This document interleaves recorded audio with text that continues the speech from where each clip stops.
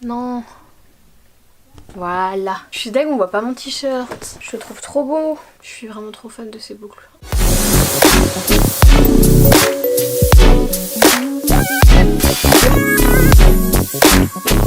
Coucou tout le monde, c'est Cocoliner. Back sur YouTube, j'espère que vous allez bien, moi ça va et aujourd'hui on se retrouve pour une nouvelle vidéo qui arrive après plein de vidéos à ce sujet. Je pense que vous commencez à me connaître, les films, les séries c'est un peu ma passion. Du coup aujourd'hui je vous retrouve pour la suite. J'ai déjà fait 70 films à voir absolument avec ma soeur et 35 séries à voir absolument avec ma soeur aussi. Et après j'ai commencé une petite catégorie qui était un peu plus focalisée sur Netflix avec du coup 10 films à voir absolument sur Netflix et aujourd'hui je vous retrouve pour 10 séries à voir absolument sur Netflix également. Donc ouais là je crois que je commence à faire le tour. En même temps ce qui est cool avec Netflix c'est qu'ils font vraiment des nouvelles séries et des nouveaux films chaque mois, il y en a vraiment plein de nouveaux. Donc je pense que je pourrais refaire cette série en fait de temps en temps tous les 3-4 mois parce qu'il y aura toujours des nouveautés à vous présenter. Du coup pour cette vidéo d'aujourd'hui je vais vous présenter 10 séries Netflix à voir absolument. J'ai essayé de pas prendre des séries connues parce que bon merci mais les Gossip Girl, Riverdale, 13 Reasons Why on en a entendu parler bien assez. Donc j'ai essayé de prendre 10 séries qui m'avaient bien plu, des récentes et des un petit peu moins mais que voilà vous avez forcément pu voir passer si vous êtes H24 sur Netflix. Mais si vous avez pas trop fouillé il y a moyen que vous en découvrirez pas mal. Et donc je vais vous faire comme d'habitude un petit résumé de chaque série en essayant de vous donner un petit peu envie de la regarder mais évidemment sans vous spoiler. Autant la dernière vidéo j'avais vraiment fait attention que tous les films soient créés, produits par Netflix, autant là j'ai quand même quelques séries qui sont juste disponibles sur la plateforme mais qui n'ont pas été créées par Netflix, mais elles sont tellement bien je peux juste pas ne pas les mettre, c'est pas possible. Donc voilà, j'espère que ça va vous plaire et c'est parti.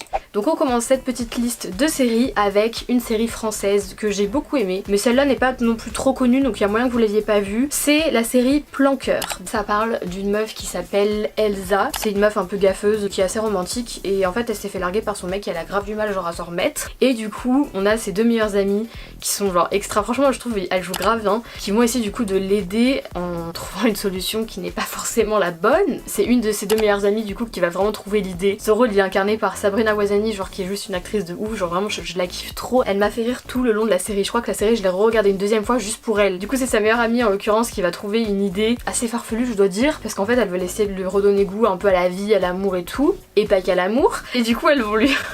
Je rien de le dire, ça me fait trop rire. Elles vont lui payer un escort boy sans genre lui dire pour qu'elle croie juste que c'est un mec qui la rencontre et qui voilà veut avoir un rendez-vous avec elle. C'est juste hyper drôle, elle l'appelle le pute, c'est n'importe quoi, c'est hyper drôle vraiment. C'est une série qui est grave spontanée et qui est grave genre moderne parce que c'est un peu les potes entre elles, les problèmes d'amour, d'amitié et tout qu'on vit un peu tous et je trouve que c'est vachement bien fait. Ça se passe à Paris et puis voilà ça va partir un peu loin parce que forcément elles veulent essayer de rendre leur copine un peu mieux, question sentimentale, mais du coup voilà elle va forcément tomber un peu in love de l'escort boy, il y a plein de renversements et tout donc c'est vraiment grave drôle. C'est grave une série amicale et tout, je crois il y a genre 10 épisodes, peut-être petite série française, c'est très sympa à regarder, moi j'ai bien aimé. On passe à la deuxième série Netflix que j'ai à vous proposer. C'est une série qui te fait grave réfléchir je trouve, même si ça paraît pas comme ça parce que c'est un peu adapté sur l'amour et tout, c'est quand même assez pervers, c'est la série You. J'ai vraiment pas mal aimé, surtout qu'elle est pas hyper longue cette série, même si c'est des épisodes qui sont longs. Et du coup ça parle de l'histoire donc d'un mec qui s'appelle Joe et d'une meuf qui s'appelle Guinevere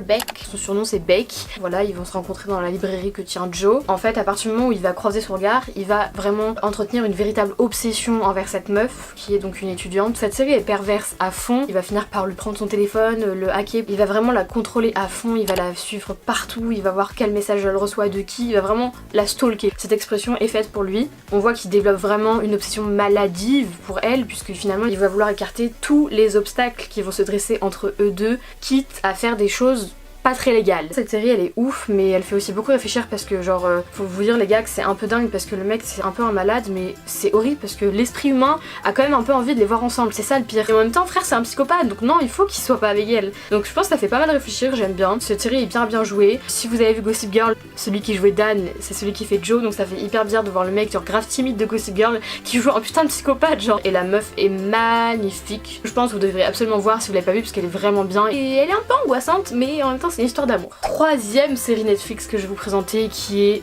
ma préférée. Si vous avez vu ma vidéo d'avant où je parle de mes deux séries préférées qui sont Friends et celle-ci, vous le savez, je l'adore cette série, j'ai accroché de ouf. Donc cette série c'est la série 10%, donc c'est une série française, c'est genre la meilleure série du monde. Déjà bon je pense si vous le savez vu que je le dis à peu près dans chaque vidéo, j'ai envie de travailler dans le cinéma. Cette série est carrément tournée vers le cinéma qui est un milieu de ouf, qui est aussi un milieu de requins, de malades, mais vraiment un milieu qui est grave challengeant, c'est des défis tous les jours, c'est grave bien. Donc c'est l'histoire finalement d'une agence de stars qui s'appelle ASK et et qui finalement s'occupe, comme je viens de le dire, de stars, de leur contrat, de les faire jouer dans tel film, voilà, de s'occuper de qui paye, qui fait ci, qui fait ça, le tournage, comment ça se passe, les acteurs, les castings, comment ça se passe finalement les dessous du cinéma. Et je trouve ça hyper intéressant parce qu'ils ont pas montré un monde qui était vraiment tout rose. C'est la réalité du métier qu'on voit là et c'est un métier très difficile. Et ce qui est super bien dans cette série, c'est que ça rend vraiment ce milieu hyper accrocheur alors qu'on le côtoie vraiment jamais. Et surtout parce qu'il y a une star par épisode, une actrice ou un acteur français dans chaque épisode, donc je trouve ça vachement bien. On a toujours envie de voir qui va être le suivant ou la suivante. Je sais pas, par exemple on a eu Lynn Renault, Joey Starr, on a eu Norman, la blague, j'étais trop choquée, Monica Bellucci, bref vraiment plein d'acteurs français grave géniaux. En plus voilà, mon coup de cœur de cette série, sans quoi je pense je n'aimerais pas autant cette série, c'est vraiment Camille Cotin qui est vraiment une actrice de dingue. Si vous connaissiez Connasse, vous êtes les vrais, vous savez de quoi je parle. Genre cette actrice elle est ouf et c'est vraiment un rôle qui lui va à 100%. Je trouve que cette série elle mélange vraiment tout,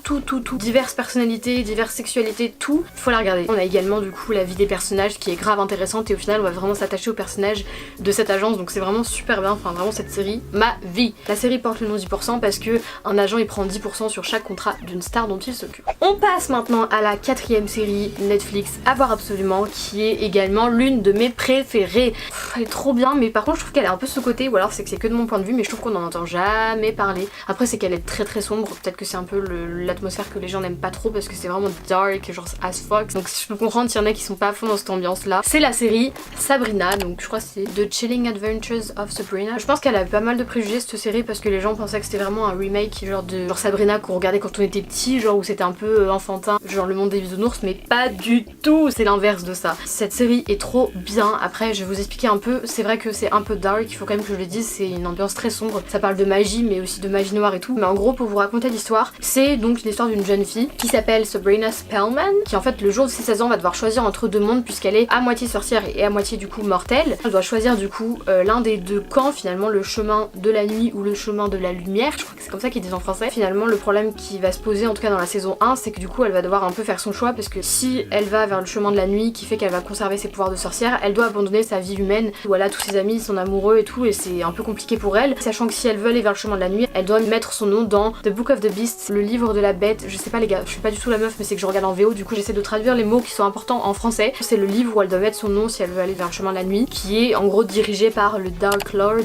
le Seigneur Obscur, qui fait très peur. C'est une sorte de bouc un peu qui est un peu exactement le symbole du mal. Sabrina elle va vaciller un petit peu dans ces deux mondes. C'est une jeune fille qui est indépendante, qui est féministe, qui est combattante, qui est tout ce que tu veux, qui va finalement défendre ses droits. Je trouve que c'est super bien, ça passe un beau message. Par contre il faut quand même que je le dise, c'est un milieu très sombre. Si vous aimez pas genre la magie noire et tout, n'y allez pas. Ça parle d'exorcisme, ça parle de voyage astral, ça parle de nécromancie, genre de ressusciter les morts. Ouais c'est un peu sombre, voilà, c'est un peu gore souvent. Ce type de série c'est trop bien. Monde des sorcières et tout, un peu trop bien. Je trouve qu'on est vraiment hyper bien imprégné dans ce monde et je trouve que c'est vraiment très crédible pour quelque chose qui parle de sorcellerie et tout. Et il y a du coup beaucoup de références avec la série originale, comme son chat qui s'appelle Salem et ses deux tantes qui s'appellent Hilda et Zelda. Marie!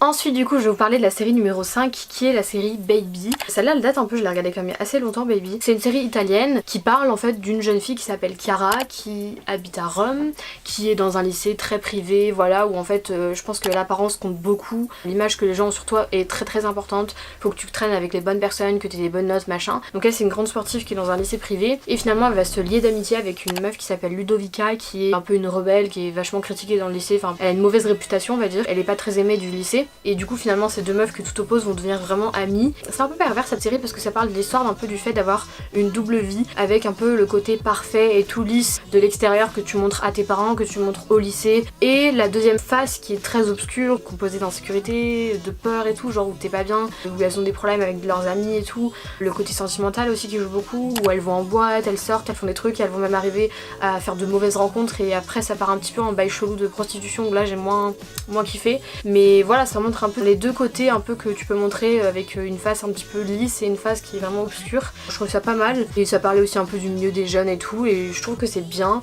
Après encore une fois faut avoir bien la tête sur les épaules pour regarder ce genre de série parce que ça montre des problèmes qui sont quand même assez profonds. Mais non franchement Baby j'ai bien aimé. Les personnages ils sont attachants, je trouve que l'actrice principale est super belle et je trouve qu'il n'y a pas trop d'artifices en fait qui sont mis dans cette série contrairement à d'autres séries que j'ai moins aimé peut-être pour ça. Du coup on porte plus d'intérêt finalement au sujet et je trouve ça bien. Donc voilà Baby je vous la conseille.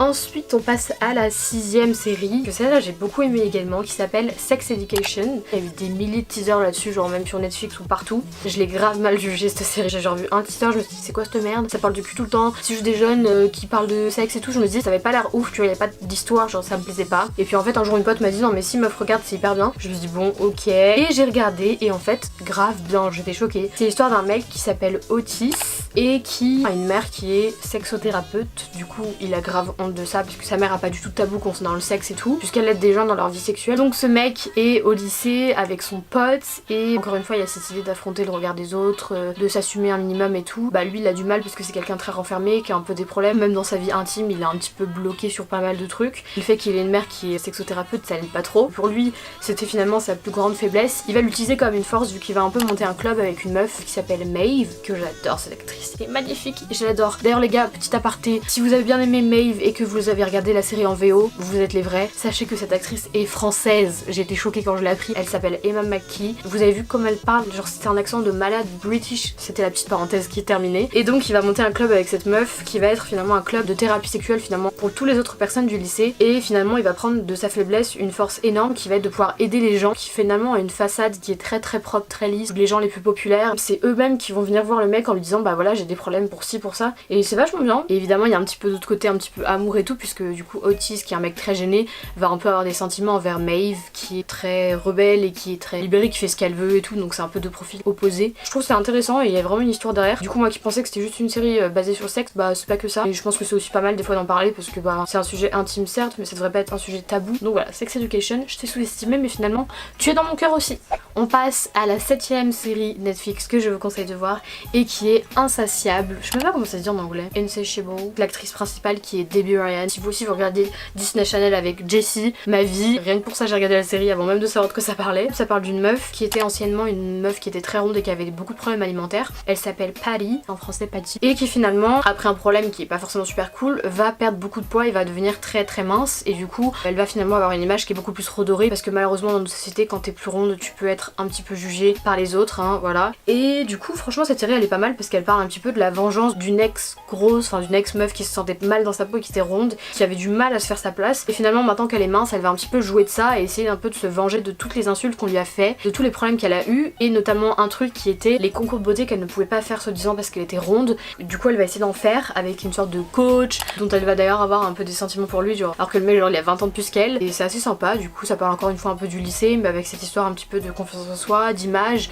parce que finalement ce qui est intéressant de voir dans cette série c'est que même si la meuf a perdu genre 20-30 kilos, bah dans sa tête elle a toujours la confiance en soi d'une meuf qui en a 20 et 30 kilos de plus, et du coup c'est intéressant de voir que l'image c'est une chose mais en fait ce qui compte c'est le mental et pas que l'apparence. Ce qui est un peu intéressant de voir également c'est qu'elle a vraiment beaucoup de colère en elle vu qu'elle a vécu pas mal de trucs assez chiants, et donc elle a vraiment envie de se venger tout simplement de tout ce qu'on lui a fait subir, même si elle a 20-30 kilos de moins, dans sa tête c'est pas fini. Donc moi je trouve ça vachement intéressant, donc j'avais vraiment bien aimé cette série, il y a tellement de renversements, genre c'est vraiment bien. On passe maintenant à la 8ème série qui est Atypical, donc la série Netflix que j'ai pas mal aimé aussi, qui était vraiment sympa parce qu'elle change un petit peu, et pour le coup elle, je trouve qu'on en a pas trop parlé, j'ai pas vu beaucoup de teasers donc il y a moyen que vous la connaissiez pas. C'est une série qui parle d'un adolescent qui est autiste, qui vit avec sa famille, sa mère, son père et sa grande sœur qui essaie un peu de l'aider au maximum, qui est très sportive, d'ailleurs qui va être prise dans une école mais qui va avoir un petit peu un rôle mitigé puisqu'elle saura pas si elle peut finalement abandonner son frère qui est autiste et qui a beaucoup besoin d'aide, qui a pas vraiment confiance en lui, qui a vraiment des délires différents des autres, mais ce qui peut aussi faire sa force parce que c'est pas parce que t'es différent que bah t'es problématique quoi, tu dois être mis à l'écart. Un jour il va arriver et il va dire à ses parents qu'il veut avoir une petite amie, du coup il va un petit peu se désolidariser de sa famille, devenir un peu indépendant et se faire un petit peu sa petite vie à lui. Il va essayer finalement de séduire une meuf, sauf que le problème c'est que son père découvre que cette meuf qui kiffe bien c'est sa thérapeute, donc ça ne va pas, la meuf a 10 ans de plus que lui et bah c'est sa psy quoi. Il va essayer d'avoir des petites amies, il va essayer de se découvrir un petit peu sa vie, mais je trouve que c'est bien parce que ça parle de l'autisme qui est pas forcément une maladie qui est très abordée dans des séries. Je trouvais ça intéressant et ça change. En plus j'adore sa sœur, je crois qu'elle s'appelle Casey, genre j'aime trop le rôle qu'elle a, genre la meuf en elle-même, j'adore cette actrice. Et donc voilà, Atypical, vraiment bien comme série. Ensuite la 9ème série, je vous en ai déjà parlé par contre celle-ci dans la vidéo des séries que j'avais fait avec ma sœur, mais je la redis quand même parce que je trouve qu'elle était sympa et qu'elle est pas très connue, donc voilà, je voulais pas mettre des trucs trop connus là. C'est The End of the Fucking World, celle-là ça fait au moins 1 an qu'elle est sortie. Alors cette série elle est vraiment chelou, genre elle te fait remettre tout en question, elle est chelou, tu te dis mais qu'est-ce que je suis en train de regarder là. Donc elle commence en nous parlant d'un mec qui s'appelle James qui a 17 ans et qui se présente comme étant un psychopathe. Yes, tu sens déjà que ça va être problématique quand t'entends ça. Le mec il dit qu'il adore tuer des animaux genre comme passe-temps.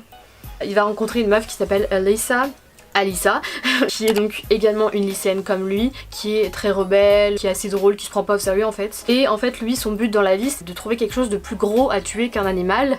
Génial comme but dans la vie, je vous conseille pas d'avoir la même chose. Et du coup finalement il va se lier d'amitié avec elle juste dans le but de pouvoir la tuer. C'est hyper glauque, vraiment le début de cette série est hyper glauque, genre t'es en mode qu'est-ce que je regarde. Sachez que cette série elle est très courte, genre, elle fait genre 8 épisodes mais du coup elle passe grave vite, je l'ai regardée d'une traite, j'ai grave kiffé parce que c'était un peu original et genre t'avais grave envie de voir la suite. Tu savais que ce que tu regardais c'était un peu malsain, chelou, mais t'as trop envie de savoir la suite donc tu continues. Lui il habite avec son père mais il a un peu des rapports conflictuels avec lui, elle avec ses deux parents mais pareil c'est très compliqué surtout qu'elle est un peu rebelle et tout. Et finalement ces deux jeunes qui sont un petit peu pareils par leurs différences et leur côté un peu atypique, ils vont vouloir fuguer de chez eux, voilà avec une voiture un peu dans un road trip et il va leur arriver vraiment plein de trucs genre de merde et même des trucs bien, ils vont faire face à leur passé, à plein de trucs, ils vont rencontrer des gens et tout. Mais voilà, le mec il part juste dans l'optique de la tuer. C'est juste qu'après voilà, ça va changer, il va quand même avoir un peu de sentiment pour elle, cette situation va un peu changer, elle se regarde vite, elle est sympa. Bah si vous avez rien à regarder, franchement, regardez c'est pas mal. Et enfin je vais vous parler de la dernière série que j'ai mis en dernier parce que je viens tout juste de la finir. Franchement j'ai trop mal jugé cette série, elle s'appelle Poupée Russe, qui parle finalement d'une meuf qui a 36 ans précisément et qui s'appelle Nadia. Ça commence finalement dans une fête d'anniversaire que ses copines ont organisée pour elle et la meuf voilà va faire sa petite vie, elle est assez libérée, elle a un peu un comportement autodestructeur envers son corps, elle fume, elle boit, elle se drogue, elle fait un peu de la merde, d'ailleurs c'est pour ça que la série est limitée à un certain âge. Du coup cette meuf elle va finalement mourir et se faire renverser par une voiture le soir de son anniv.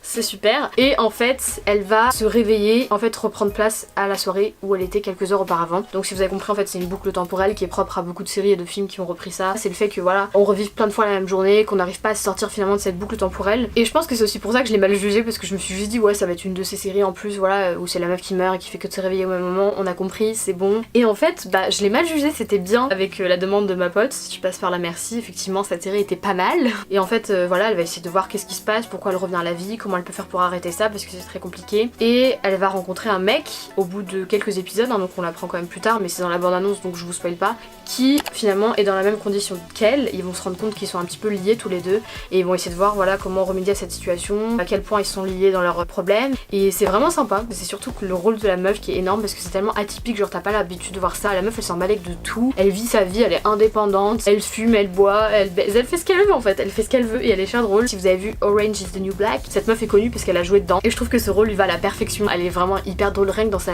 dégaine, dans sa façon de marcher, de parler, elle est énorme. Atypique cette série, j'ai bien aimé. Donc voilà les gars, c'est fini, je vous ai parlé des 10 séries Netflix à voir absolument et qui m'ont bien plu. J'espère que je vous en aurai fait découvrir pas mal et que bah vous allez les regarder, que je vous ai donné un petit peu envie. Dites-moi en commentaire s'il y a d'autres genres de vidéos que vous voulez que je fasse dans le même style. Il y a moyen que je vous refasse ça dans quelques mois quand j'aurai découvert d'autres trucs. Si ça vous a plu, je vous invite à laisser un petit pouce en l'air, à vous abonner, à partager la vidéo, ça fera très plaisir. Je vous fais plein de bisous et je vous dis à très bientôt pour une prochaine vidéo. Bisous!